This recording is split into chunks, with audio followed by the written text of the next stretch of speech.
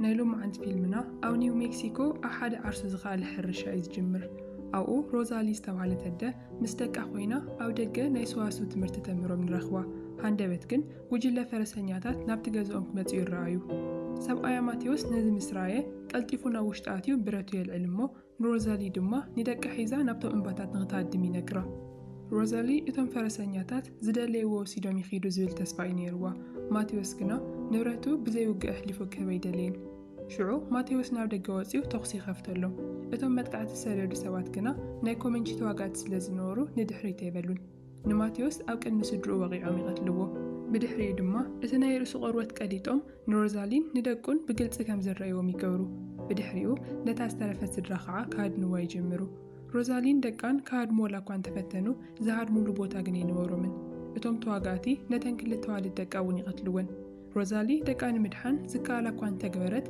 قندما قزا حليفو ينيرو نتن اشتي ود حيزا نابتوان ماخل تحبا اتناي متقعت دمسيك ساب زهاد دما من منكساس كي قبرت أو تسنح اتم تواقعت دحر مخادم روزالي نتحيزاتو زنارة تسعان ودا خطمتون كلا بطيت توقعو قديمو هيوت حالي في 5 زنارة تنزل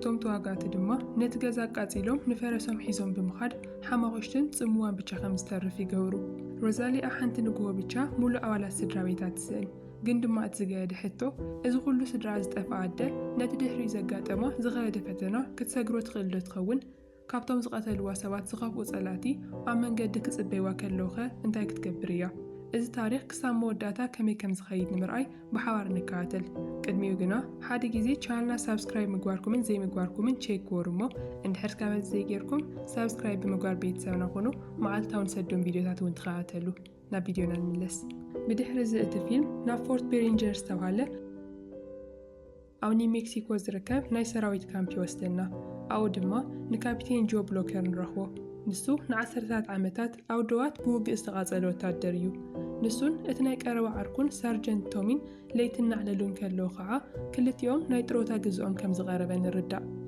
እዞም ክልተ ብጾት ኩሉ ነገር ሓቢሮም ዝሕለፉ ኮይኖም ሕዚ ግን ጥሮታኦም ወሲዶም ነዚ ናይ ውግእ ህይወት ክሓድግዎ ተዳለዉ ንጽባሒት ንግዎ ግን ብሎከር ናብ ቤት ጽሕፈት እቲ ኮነሬል ይጽዋዕ እቲ ኮነሬል ንኩነታት ብግልጺ ይገልጸሉ ኣብቲ ካምፕ ን15 ዓመታት ምስ ስድሮ ተኣሲሩ ዝጸንሐ የሎ ሆክ ዝተባሃለ ናይ ሻይን ዓሌት ሹመሎ የሎ ሆክ ብሕማም ካንሰር ይሰቓ ስለ ዘሎ መንግስቲ ካብቲ ፕሬዚደንት ባዕሉ ዝመጸ ትእዛዝ ተቐቢሉሎ ንሱ እውን የሎ ሆክን ስድሮን ንኽፍትሑን ሰራዊት ድማ ኣሰነይ ንኽወስዶን እዩ ሕዚ ብሎከር ዝተጸውዐሉ ዓላማ ከዓ ነቲ ሹም የሎ ሆክ ናብታ ኣብ ሞንታና ትርከብ ዓዱ ንምብጻሕ እዩ እዚ ድማ ነቲ ብሕማም ካንሰር ዝሰቐ ዘሎ ሹም ነታ ዝተረፈቶ ዝተወሰነ ግዜ ኣብ ገዛእ መሬቱ ንክሕልፋ ተባሂሉ ዝተወሰነ ውሳነ እዩ ነይሩ እቲ ኮነሬል ንብሎከር ነዚ ስራሕ እዚ ክበቅዕ ዝኽእል ሰብ ንስኻ ብቻ ኢኻ ክብል ይነግሮ ብሎከር ግና ነዚ ሓሳብ ፈጺሙ ይተቐበሎን የሎ ሆክን ተዋጋቱን ንዓመታት ንብዙሓት ወታደራት ከምኡውን ንኽልተ ናይ ቀረባ ዓርኹ ናይ ብሎከር ዝቐተሉ ስለ ዝነበሩ ብሎከር ኣብ ልዕሊኦም ዓሚቕ ጽልኢ እዩ ዘለዎ ንየሎ ሆክ ከም ቀንድን ናይ መወዳእታን ጽላይኡ ገይሩ እዩ ዝሪኦ ስለዚ ነቲ ኮነሬል ኣይገብሮን እየ ኢሉ ብቐጥታ ይነግሮ እቲ ኮነሬል ግና ብስምዒት የተኸራኸሩን ነዚ ትእዛዝ እንድሕር ደኣ ኣብዩ ኩሉ ጥሮትኡ ከም ዝስእንን ወተሃደራዊ ፍርዲ ከም ዝጽበዮን ጥራይ ይነግሮ ሽዑ ብሎከር ካሊእ መማረፂ ከም ዘይብሉ ይግንዘብ ስለዚ ደለየ ነቲ ጉዕዞ ክጅምር ይግደድ ናብቲ የሎ ሆክን ስድሮን ተኣሲሮምሉ ዘለዎ ክፍሊ ብምኻድ ንመጀመርያ ግዜ ገጽ ንገጽ ይረኣዩ ክልቲኦም ሓንቲ ቃል ወላ እኳ እንተዘይተዛረቡ በቲ ጠማምቶኦም ግና ብዙሕ ነገር ተገላለጹ ብድሕሪኡ ብሎከር ነቲ ምስኡ ዝጓዓዝ ጋንታ የዳሉ እዚ ጋንታ እዚ ነቲ ናይ ቀረባ ዓርኩ ቶሚ ሄንሪ ሩዲ ከምኡውን ክሪክስ ዝተባሃለ ናይ መወዳእታ ንእሽተይ ወታደር ዘጠቓለለ እዩ ነይሩ ቅድሚ ምብጋሶም እቲ ኮነሬል ካብ ፕሬዚደንት ዝተፈረመ ሕጋዊ ወረቐት ንብሎከር ይህቦ እዚ ወረቐት እዚ ከዓ ኣብ መንገዲ ከም መረጋገጽን ሓለዋን ኮይኑ ከገልግሎም እዩ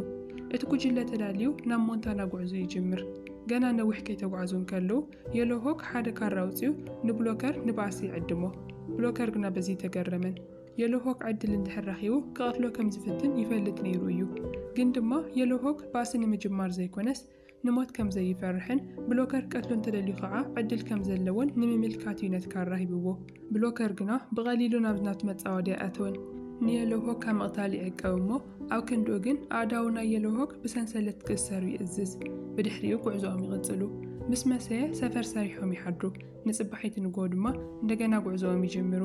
ድሕሪ ዝተወሰኑ ማይላት ብሎከር ካብቲ መንገዲ ርሕቕ ኢሉ ሓደ ዝነደደ ገዛ ይርኢ። ነቲ ጉጅለ ኣብ ሓደ በሪኽ ቦታ ሰፈር ንኽሰርሑ ይእዝዞም እሞ ንሱ ድማ ዝበለጸ ንምርኣይ ኢሉ ናብቲ ዝነደደ ገዛ ይኸይድ። ኣብ ውሽጢ እቲ ዝዓነወ ገዛ ሮዛሊ ኣብ መሬት ኮፍ ኢላ ሬሳታት ደቃ ድማ ኣብ ዙርያኣ ተሰሪዖም ይረኽቦም። ሮዛሊ ናብ ብሎከር ቋሕ ኢላ ብምጥማት ደቀይ ደቂሶም ስለ ዘለው ድምፂ ተውፅእ ትብሎ። ብሎከር ድማ ነቲ ኩነታት ሽዑ ንሽዑ ይርድኦ። ሮዛሊ በቲ ኣብ ስድራ ዝበፅሓ ዘስካሕክሕ ነገር ኣእምሮኣ ንግዚኡ ተሰባቢሩ ከም ዘሎ ይፈልጥ። በዚ ምኽንያት ከዓ ንሳ ነቲ ዘሎ ጭቡጥ ኩነታት ክትቅበሎ ይከኣለትን። ብጥዑም ዘረባ ድማ ንሱን ሰባቱን ናብ ሰሜን ገጽ ይጓዓዙ ከም ዘለውን ክሳብታ ዝቐረበት ከተማ ድማ ምስኦም ክትመጽእ ኣብኡ ክትዓርፍን ሓገዝ ክትረክብ ከም እትኽእልን ይነግራ። ብድሕሪ እዚ ሮዛሊ ምስኦም ክትከይድ ትስማዕማዕ። ብሎከር ድማ እቶም ሬሳታት ደቃን ሰብኣያን ብኽብሪ ንኽቕበሩ ኢሉ ሒዝዎም ክኸይድ ይውስን።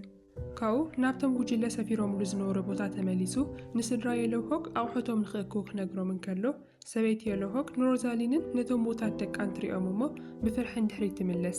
ካብ መጀመርያ ትሒዛ ንሮዛሊ ምስ ረየታ ኣብቲ ቦታ ዝተፈጸመ ጨካን መጥቃዕቲ ተለልዮ። ንሳቶም ናይ ሻይን ዓሌት ካብቶም ኮማንቺ ዝተፈላለዩ ዓሌት ወላ እኳ እንተነበሩ ኣብ ዓይነቶም ወታደራት ግና ሓደ እዮም። እዚ ትርኢት ድማ ኣብ ልዕሊ ከም ብሎከር ዝኣመሰለ ሰብ እንታይ ዓይነት ጽልእ ክሕድር ከም ዝኽእል ትፈልጥ እያ። ብሎከር ግን ካብቲ ጉጅሉ ዝኾነ ሰብ ጉድኣት ከም ዘየብፅሐላ ይረጋግፀላ። ሮዛሊ ድማ ብዘይካ ባዕላ ነቶም ስድራ ካልእ ሰብ ክቀብረሎም ከም ዘይትፈቅድ ትዛረብ። ኣብ መሬት ኮፍ ኢላ ነቶም ኣናእሽተይ ሬሳታት ደቂ ሓቒፋ ንኹሉ ሰብ ዘስቀጥቀጠ ብርቱዕ ብኽያት ክትበኪ ትጅምር።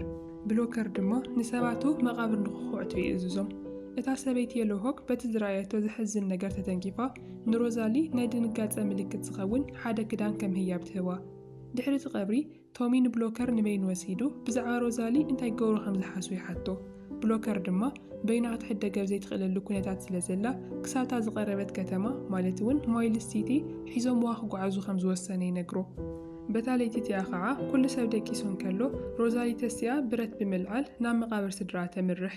ንባዕላ ንምቕታል እኳ ሓሲባ እንተነበረት ብሎከር ግና እቲ ድምፂ ሰሚዑ ተኸታቲልዋ እዩ ነይሩ።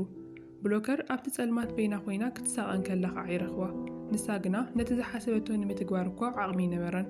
ብሎከር ብህድኣት ነቲ ብረት ካብ ኢዳ ተቐቢሉ ንዝተረፈ ክፍሊ እቲ ለይቲ ድማ ኣብ ጎና ኮይኑ የጽናንዓ። ንጽባሒቱ ንግሆ ብሎከር ምስ የሎሆክ ንብሕታዊ ዕላል ይገብር። ኣብቲ ከባቢ ናይ ኮማንቺ ተዋጋእቲ ከም ዘለውን ንዓኣቶም ንምቕታል ድማ ድሕሪት ከም ዘይብልን ብግልፂ ይነግሮ። የሎሆክ ድማ መጥቃዕቲ እንተመጺኡ ንምክልኻል ክሕግዛ ምንተን ነተን ኣዋልድ ደቁ ካብ ሰንሰለት ንኽፈትሐን ንብሎከር ይሓቶ። የሎሆክ ካብ ብሎከር ንላዕሊ ነቲ መሬት ተጸቢቑ ስለ ዝፈልጦ ደቁ ካብ ሰንሰለት ተፈቲሐን ኣብ ምክልኻል ክሕግዛ ከም ዘለወን ይመኽሮ። ብሎከር ግና ነቲ ምኽሪ ተቐበሎን ንዝመጽእ ነገር ንሕና ክንሕዞ ኢና ይብሎ። ግን ድማ ድሕሪ ዝተወሰኑ ማይላት እቲ የሎሆክ ዘጠንቅቆ ነገር ይፍጸም። እቶም ናይ ኮማንቺ ወታደራት ብሃንደበት መጥቃዕቲ ይፍንውሎም። ኣብቲ ናይ መጀመርያ ወግእ እቲ ንእሽተይ ወታደር ክሪክስ ይቕተል። ሄንሪ ድማ ከቢድ መቕሰልቲ ይወርዶ። ብሎከርን ሰባቱን ግና ጸኒዖም ብምቅላስ ንብዙሓት ካብቶም መጥቃዕቲ ዝፈነው ይቐትልዎም። የሎሆክን ወዱን እውን ከይተሓተቱ ምስቶም ወታደራት ሓቢሮም ይዋግኡ። ኣብ መወዳእታ ዝተወሰኑ ካብቶም ናይ ኮማንቺ ኣምሊጦም ይሃድሙ። ድሕሪ ዝውግእ የሎሆክ ናብ ብሎከር ቀሪቡ እቶም ዘምለጡ ተዋጋእቲ ተመሊሶም ከም ዝመጹ ይነግሮ። ዝመጽእ ግዜ ግና ኣዋልድ ደቀይ ተኣሲረን እንተሃልየን ዝበለጡ ሰባት ክሞቱ እዮም፣ ዝግበር ነገር ድማ ይክህሉን ኢሉ የጠንቅቆ። ብሎከር ነቶም ዝተጎድኡ ሰባቱን እቲ ውግእ ዘስዓቦ ክሳራን ምስ ረኣየ ነተን ኣዋልድ የሎሆክ ካብ ሰንሰለት ንኽፈትሐን ይስማዕማዕ። ግን ድማ ካብታ ስድራ ዝኾነ ሰብ ጌጋ ምንቅስቓስ እንተገይሩ ብዘይ ዝኾነ ምጥርጣር ክትኩሰሎም ከም ዝኾነ የጠንቅቖም። የሎሆክ እውን ነቲ ቅድመ ኩነት ይቕበሎ። ጉዕዞኦም ከዓ ናብ ሰሜን ይቕጽሉ እሞ ምስ መሰየ ሓደ ሰፈር ይሰርሑ። ንጽባሒቱ ንግሆ እቶም ካብቲ ውግእ ኣምሊጦም ዝነበሩ 3 ተዋጋእቲ ኮማንቺ ሬሳታቶም ይርከብ። ለይቲ እናሃለወ ንየሎሆክ ወዱ ይቐቲልዎም ነይሩ። ሰበይ ተዛረበሉን ጉዕዞኦም ድማ ይቕጽሉ። እቲ ጉጅለ ኣብ ሓንቲ ንእሽተይ ከተማ ምስ በጽሐ ብሎከር ስልጣኑ ተጠቒሙ ነቲ ከቢድ መቕሰልቲ ወሪድዎ ዝነበረ ሄንሪ ኣብቲ ከባቢ ዝርከብ ናይ ካምፕ ሕክምናዊ ሓገዝ ንኽረክብ ይገብር። በቲ ምሸት እዚ ድማ ኣብ ገዛቲ ናይቲ ከባቢ ወታደራዊ ኣዛዚ ንድራር ይዕደሙ።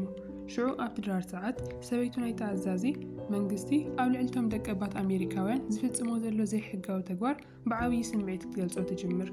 መሬቶም ከመይ ተመንዚዖም ከም ዝተሰጎጉን ዝኾነ ናቶም ዝብልዎ ቦታ ከይህልዎም ተገዲዶም ክንከራተቱ ከም ዝተገበሩን እቲ ዝተኣተወሎም ቃል እውን ደጋጊሙ ከም ዝፈረሰን ብምግላጽ ትዛረብ። ሰብኣያ ነቲ ዕላል ክትቅይሮ ወላ እኳ እንተፈተነ ንሳ ግና ብቐሊሉ ይሓደገቶን። ድሕሪ ድራር ብሎከር ንሮዛሊ ንሒደት መዓልትታት ኣብኡ ንኽትጸንሕ ፈቓደኛ እንተኾይኖም ይሓቶም። ንሳቶም እውን ይስማዕምዑ። ሮዛሊ ግና በቲ ውሳነ ዝተሰናቢዳ በይና ክትተርፍ ኣይደለየትን። ብድሕሪዚ ብሎከር ሰርጀንት ቻርለስ ዊልስ ዝተባሃለ ሓደ እስር ወታደር ናብ ፎርት ፒርስ ንኸብጽሖ ወግዓዊ ትእዛዝ ይቕበል። እዚ እስር እዚ ነቶም ደቀባት ኣሜሪካውያን ብጅምላ ዝጨፍጨፈን ካብ ሰራዊት ዝሃደመን ሰብ እዩ ነይሩ። ሕጂ ድማ ናብ ፎርት ፒርስ ተመሊሱ ንኽስቀል ይውሰደሎ። ብሎከር እውን ምስኡ ንክወስዶ ይስማማዕ። ቅድሚ ምብጋሶም ሓውን ዊልስ መጺኡ ጅግና ወታደርን ዓብዪ ሰብን ኢኻ ብምባል ይፋንዎ። ሮዛሊ ድማ ኣብታ ከተማ በይና ክትተርፍ ከም ዘይደልየት ንብሎከር ትነግሮሞ። ብሎከር እውን ሒዝዋ ንኽከይድ ይውስን። ብድሕሪዚ ዊልስ ብሰንሰለት ተኣሲሩ ምስኦም ጉዕዞ ይጅምር። ኣብ ሓደ ናይ ዕረፍቲ ቦታ ድማ ብሎከርን ዊልስን ቀደም ሓቢሮም ኣብ ዝተፈላለዩ ውግኣት ከም ዝተሳተፉ ይገሃድ። ምክንያቱ ዊልስ እውን ናይ ቀደም ወታደሪ ነይሩ። ዊልስ ንብሎከር ብዛዕባ እቲ ዝሓለፈ ናይ ሓባር ታሪኾም ክሓቶም ከሎ ብሎከር ግን ኣነ ክቕተል ዘይግብኦ ሰብ ቀቲለ ኣይፈልጥን ብምባል ይምልሰሉ። በቲ ምሸት እቲ ሮዛሊ ሰበይቲ የሎ ሆክን ሊትል ቤርን ኣቑሑት ንምሕፃብ ክብላ ናብ ሩባ ይወርዳ። ሃንደበት ግና ሰለስተ ሃደንቲ መጺኦም ብሓይሊ ይጨውይውን። ሊትል ቤሪ ካብቲ ጭውያ ኣምሊጣ ንብሎከር ዘጋጠመ ነገር ተረድኦ። ብሎከርን ሰባቱን ድማ ብቕጽበት ኣሰር ኣጋር ፈረሶም ተኸታቲሎም እተን ኣንስቲ ናብ ዝተወሰዳሉ ቦታ ይበጽሑ። ኣብቲ ጸልማት ተሓቢኦም ብምኻድ እውን ንኹሎም ቶም ጨወይቲ ይቐትልዎም። ንጽባሒት ንግሆ ብሎከር ንሮዛሊን ንስድራ የሎ ሆክን በቲ ዘጋጠሞም መከራ ኣዝዩ ከም ዝሓዘነ ይገልጸሎም። ጉዕዞም እናቐጸለን ከሎ ከዓ እቲ ኩነታት ኣየር ስለ ዝተበላሸወ ሰፈር ንኽሰርሑ ይግደዱ። ዊልስ ኣብቲ ቁሪ ብሰንሰለት ተኣሲሩ ክሓድር እንከሎ እቶም ካልኦት ግና ኣብ ድንኳኖም ይዕቀቡ። ቶሚ ቅድሚ ምድቃሱ ምስ ዊልስ ንበይኑ ኮፍ ይብል። እቲ ኣብቲ ጉዕዞ ዝረኣዮ መከራን ስቃይን ከዓ ነቲ ንዓመታት ትእዛዝ እዩ እናበለ ዝፈጸሞም ተግባራት ሕልንኡ ክወቕሶ ከም ዝጀመረ ንርዳእ። እቲ ኣብ ልዕሊ ናይ የሎ ሆክ ስድራ ዝወረደ ግፍዕን ኣብ ልዕሊ ሮዛሊንን ደቃን ዝበጽሐ ሓደጋን ካብ ኣእምሮ ቶሚ ክወጽእ ኣይከኣለን። ብሎከር ነቲ ናይ ቀረባ ዓርኮ ቶሚ ኣብ ከመይ ዝበለ ጸልማት ናይ ሕልና ወቐሳ ከም ዘሎ ይዕዘቦ ነይሩ እዩ። በታ ለይቲ እቲኣ ከዓ ቶሚ ናብ የሎ ሆክ ቀሪቡ ብዛዕባ እቲ ልዕሊ ህዝቢ ዝተፈጸመ ኩሉ ግፍዒ ይቅርታ ይሓቶ። ድሕሪ ዝተወሰነ ግዜ ከዓ ዊልስ ካብ ዝተኣሰረሉ ቦታ ኮይኑ ይጽውዕ። ኪደር ነቲ ድምፂ ሰሚዑ ነቲ ድንኳን ካፍተሉ ምስ ቀረበ ዊልስ ብሃንደበት ተጥቂዑ ብጥይት ይቐትሎ። እቲ ናይ ብረት ድምፂ ከዓ ንኹሎም ሰባት ካብ ድቃሶም ይበራብሮም። ኣብ መጀመርያ እንታይ ከም ዝተፈጠረ ይተረድኦምን ነይሩ። ድሓር ግን ናይ ኪደር ሬሳ ምስ ረኣዩ ብሎከር ተመለስ እናበለ ዓዊሉ ይጽውዕ። ቶሚ ግን ናይ ብሎከር ድምፂ ከይሰምዐ ንዊልስ ንምስዓብ ብቕጽበት ይሃድም። ንጽባሒቱ ኣብ መንገዲ ክልተ ሬሳታት ይረኽቡ። እቲ ሓደ ናይ ዊልስ ሬሳ እዩ ነይሩ። ቶሚ ርኪቡ ይቐቲልዎ። እቲ ካልኣይ ግና ናይ ቶሚ ናይ ባዕሉ እዩ። ንዊልስ ምስ ቀተሎ እታ ብረት ናብ ገዛእ ርእሱ ብምጥዋይ ህይወቱ ጥፊኡ። እዚ ናይቲ ናይ ቀረባ ዓርኩሞት ንብሎከር ኣዝዩ ይሰባብሮ። ንዓመታት ብዙሕ ሞት ወላ እኳ ርኡ እንተነበረ እዚ ግና ካብ ኩሉ ዝገደደ እዩ። ሮዛሊ እውን እዚ ተረዲእዋ ኣብ ጎኑ ደው ብምባል ሱቕ ኢላ ተጽናዕንዖ። ኣብዚ ግዜ እዚ ናይ የሎ ሆክ ጥዕና ኣዝዩ ስለ ዝጠንከረ እታ ዝተረፈቶ ግዜ ብጣዕሚ ሓጻር ምዃና ኩሎም ይግንዘቡ። ሓደ ንግሆ ብሎከር ኣብ ጎኒ የሎ ሆክ እናተጓዓዘ ንእሽተይ ጥራይ ተሪፍና ዘሎ ኢሉ ብሕሹኽታ ይነግሮ። የሎ ሆክ ትንፋሱን እናሓፀረቶ እኳ እንተመፀት ነቲ ዘረባ ግና ይርድኦ። ብሎከር ነቲ ንመብዛሕትኡ ህይወቱ ዝጸልኦ ዝነበረ ሰብ ቆላሒሉ ይጥምቶ እሞ ድሕሪኡ ድማ ኢዱ ናብ የሎ ሆክ ብምዝርጋሕ ነቲ ንዓመታት ዝነበረ ጽልኢ ብሰላም ይሓድጎ። የሎ ሆክ እውን ነታ ኢዱ ሒዙ የጽንዓ። ብሎከር ንስኻ ምስ ከድካ ካብ ህይወተይ ገለ ክፋሉን ምሳኻ ክኸይድ ይብሎ። ፀሓይ ቅድሚ ምዕራባ ድማ ናብቲ ናይ የሎ ሆክ ዓዲ ሞንታና ይበጽሑ። የሎ ሆክ ነቲ ዝተወለደሉ መሬት ምስ ረኣዮ ገጹ ፈጺሙ ይቕየር። ንጽባሒት ንግሆ የሎ ሆክ ይዓርፍ። ብሎከርን እቶም ዝተረፉን ድማ ኣብቲ ናይ ቦታቱ መሬት ብኽብሪ ይቐብርዎ። ድሕሪ ዝተወሰነ ግዜ ግን ሳይረስ ላውንድ ዝተባሃለ ሰብ ምስ ዕጡቓት ሰባቱ ብፈረስ ይመጽእ። ነቲ ናይ የሎ ሆክ ሬሳ ካብቲ ቦታ ንኸውፅዎ እውን ይእዝዞም። እዚ መሬት እዚ ናተ እዩ። ደቀባት ኣሜሪካውያን ከዓ ኣብዚ ምንም ዓይነት ሕጋዊ መሰል የብሎምን ይብል። ብሎከር ነቲ ካብ ፕሬዚደንት ዝተውሃቦ ውግዓዊ ደብዳቤ እኳ እንተርእዮ ሳይረስ ግና ዝኾነ ይኹን ደብዳቤ ግዲ የብለይን ኣብ ውሽጢ 5 ደቂቕ ካብዚ እንድሕር ዘይርሕቕኩም ሕማ ነገር ክመጽእ እዩ ክብል የፈራርሖም። ብሎከር ካብቲ ቦታ ይተንቀሳቐሰን። ሽዑ ንሽዑ ከዓ ብርቱዕ ናይ ብረት ተኹሲ ይጅመር። ውግእ ምስ ኣብቅዐ ድማ ሳይረስን መብዛሕትኦም ሰባቱን ይቕተሉ። ሮዛሊ ነቲ ናይ ሳይረስ መጀመርያ ወቂዓቶ ብሎከር ድማ ይወድኦ ግን ድማ ካብ ናይ የሎ ሆግ ስድራ ከዓ እትወዱ ብላክ ሆግ ሰበይቱ ከምኡ እውን ሓፍቱ ይቅተሉ ካብቶም ናይ ብሎከር ሰባት ድማ ሓደ ሰብ ይስዋዕ ብድሕሪዚ ብሎከርን እቶም ዝተረፉን ነቶም ዝሞቱ ሰባት ቀቢሮም ጉዕዞኦም ይቅጽሉ ኣብ መወዳእታ ብሎከር ሮዛሊን እታ ካብ መላእ ስድራ የሎ ሆግ ዝድሓነት ንእሽተይ ቆልዓ ሊትር ቤርን ብቻ ይተርፉ ሮዛሊ ነታ ህፃን ንወይና ስለ ዝተረፈት ንሓዋሩ ምስ ኣኽቶስታን ከተዕብያን ትውስን ቀፂላ ከዓ ናብ ብሎከር ገጻ ገይራ ስለቲ ኣብ ኩሉ ሓደገኛ መንገዲ ዝገበረላ ሓገዝ ተመስግኖ ድሕሪኡ ኣቑሑት ኣልዒላ ናብቲ ባቡር ክትስቀል ገጻ ተምርሕ ካብ ኣካይዳ ከም እንሪኦ ግና ክትፍለዮ ከም ዘይደለየት ግልፂ እዩ ነይሩ ግን ድማ ሓንቲ ቃል እኳ ከይተዛረበት ናብታ ባቡር ትስቀል ብሎከር ድማ ካብቲ መድረኽ ኮይኑ እናተዓዘባ ደው ኢሉ ይሪኣ ሃንደበት ግን ኣብ ውሽጡ ሓደ ነገር ይቕየር ነቲ ሙሉእ ጉዕዞ ምስ ገዛ ርእሱ ክቃለስ እኳ እንተጸንሐ ኣብ መንገዲ ግን ንሳ ከም ዘፍቀረቶ ንሱ እውን ኣዝዩ ከም ዘፍቀራ ንግንዘብ ስለዚ ኣቑሑት ኣልዒሉ ብፍጥነት ናብ ተባቡር ብምኻድ ምስኣ ይስቀል እቲ ፊልም ድማ ክልቲኦም ሓቢሮም ናብ ሓድሽ ህይወት እናተጓዓዙ ከለው ይውዳእ ካፒቴን ብሎከር ንዓመታት ዝነበሮ ናይ ጽልዕ ዕርዲ ፍሪሱ ኣብ መወዳእታ ምስቲ ዝጸልኦ ዝነበረ ሹም የሎ ሆግ ሰላም ምፍጣሩን ነታ ኣብ መከራ ዝጸንሐት ሮዛሊን ነታ ህፃን ሊትል ቤርን ሒዙ ሓድሽ ህይወት ክጅምር ምውሳኑን ይቕሬታን ፍቕርን ካብ ጽልእን ላዕሊ ሓይሊ ከም ዘለዎም የርእየና ንስኹም ከ ካብዚ ፊልም እዚ እንታይ ተማሂርኩም ሓሳብኩም ኣብ ኮሜንት ጽሓፉልና ይኹም ክሳብ መወዳእታ እንድሕር ሪኢኹሞ ከዓ ከም ዝፈተኹሞ ተስፋ እናገበርኩ እዚ ቪድዮ ላይክ ገርዎ ቻናልና ሳብስክራይብ ብምግባር ኣብ ቀጻሊ ቪድዮ ብሓድሽ ፊልም ሪካፕ ክሳብ ንራኸብ ሰላም ጽንሑ